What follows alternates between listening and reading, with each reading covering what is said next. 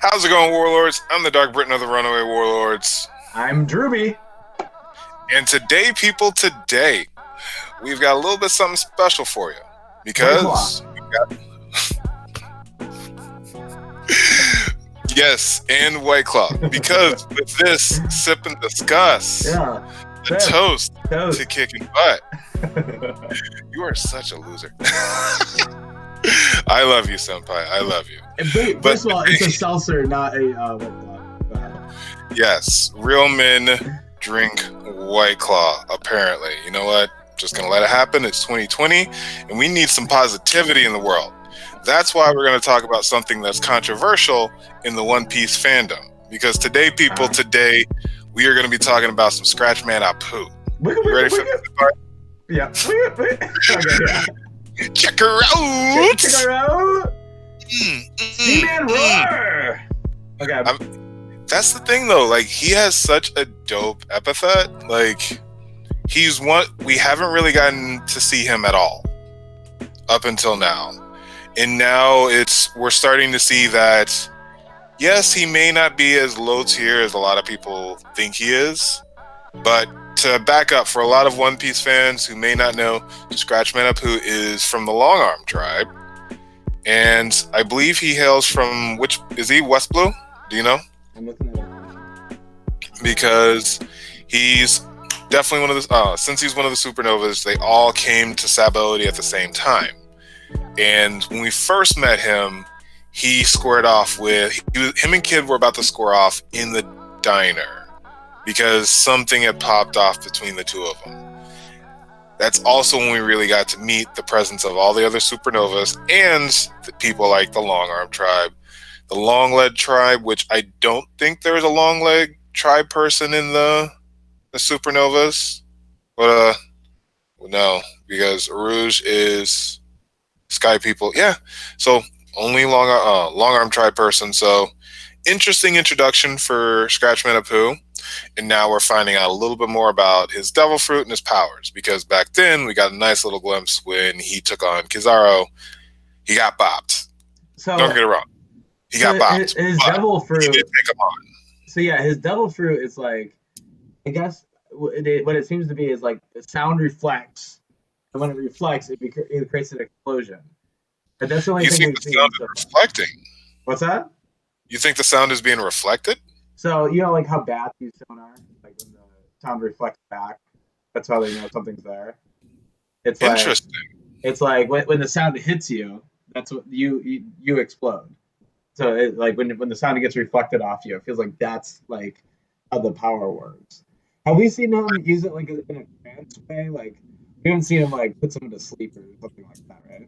No, we haven't seen him put someone to sleep. So how we've seen Scratchman Apoo check her out when he hits him, he does the boom boom boom boom, and then he does all the different interactions, which I love. I'm not gonna lie, but it just seems like he turns all of his body's an instrument. He plays it, and then an injury happens, and we're not really sure what the devil fruit is. One, it's definitely a paramecia.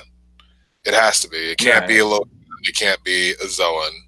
So it has to be one of Oda's bags of tricks, which, to be completely honest, like nowadays, it can be anything. I got a little something to read here if you want. Okay, go ahead. Apoo appears to have a devil fruit connected with music. His ability, which he refers to as Tagatako music, literally meaning fighting music, allows him to transform his body into various musical instruments, which he can play. By playing specific notes and tunes, he can release music that causes damaging effects to his opponents. The type of damage is determined by what he plays and seems to have hypnotic effects. Apoo can turn into instruments in seconds. The ability seems to have a range of effects, meaning that those inside it are vulnerable to Apoo strikes. So when Kizaru first listened to him, remember it was like, oh, and it was like everything was like morphing around him. So I guess that was a little bit of a psychedelic effect. Well, yeah, kind of like how Brook can put people to sleep with his music. It has like a similar type. Well, here's the thing. I don't know what Oda can make this to be.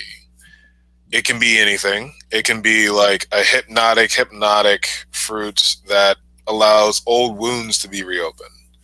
Because a lot of people were commenting as like Zoro's cut was over his original slash. So maybe he might be reopening old wounds or something.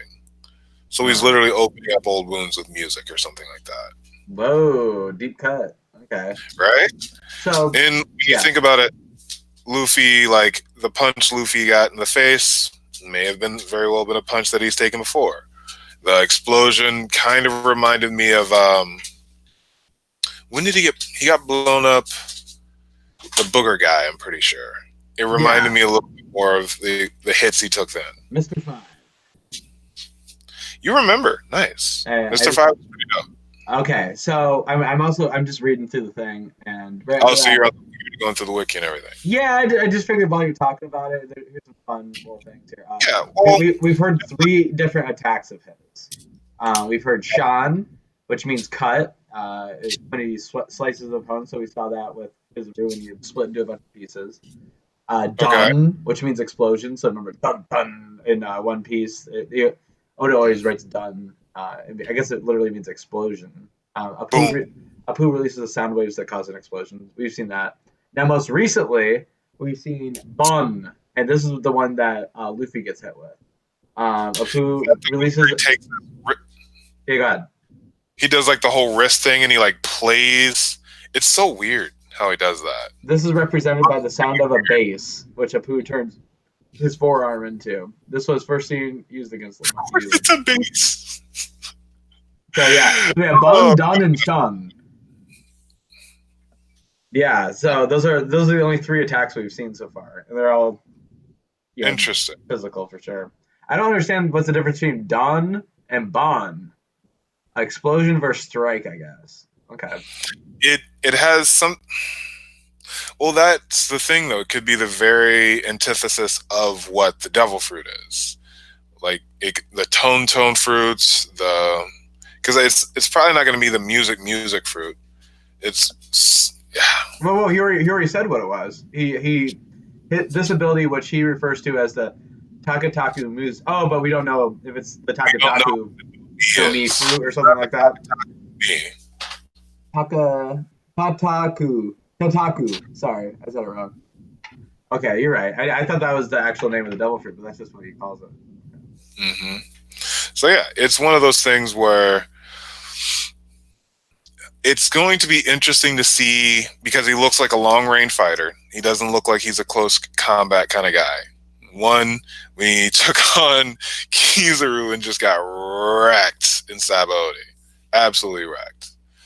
And then when he was taking on Luffy and Zoro, he was coming at him from distance. And it seems like that's where a lot of his confidence really is. So that was kind of interesting. Yeah, what do you think is the future of this guy? Like, why are we messing around? Is it just like, oh god, now I gotta deal with Apoo? Like, do you think he has anything like interesting about him? Like, maybe he's like, where's he from or anything like that? Oh, I think he's going to be a good fighter. I don't think that this kid hit's going to take him out. I'm interested to see what happens with all the fighting going on, because we're nowhere near the final battle. Like, there's still a lot of stuff that has to happen. Right. So either Luffy and them get away, they run into someone who hides them.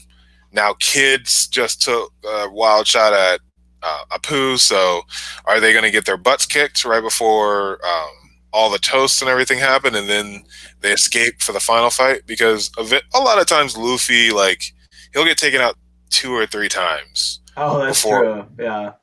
And he's only been taken out once. So there's still another time for him to get the shit knocked out of him and then come back for one more time. So I don't think Apoo's taken out yet. Like, I still think there's going to be more of a fight left in him. But I also think that it's too early to say. With the supernovas, and it's supernovas, so not counting the worst generation, which includes Blackbeard, just those 11. Okay. I don't know, and we'll have to make a top. Yeah, I guess I didn't realize that the supernovas and the worst generation were. So they're technically different, yes. So supernovas is basically just the 11 that showed up in Sabaody.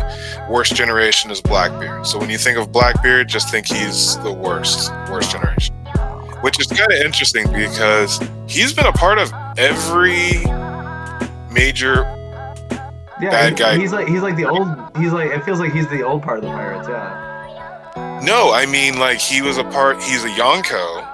He was part of the Shichibukai, which is the warlords. Hey, shout out warlords. And then he was also part of the world's worst generation. Okay. You know what I mean? Oh, so yeah, you're saying he's in every group. He's made his way. He's literally climbed his way up through every group, which is kind of interesting. Interesting. Okay, I like where Oda's going with this character. Yeah. Are all long arm tribe people? Are they all? Say that one more time. So, Scratchman and Apoo is kind of as like in traditional Chinese art. Okay, so it's like he has Chinese. A lot of yes. And the long arm tribe. I'm just looking at now through the long arm tribe. They're all. Yeah, it looks like a lot of them are like more like Chinese oriented. I'm wondering what island where that is. There's not a lot known.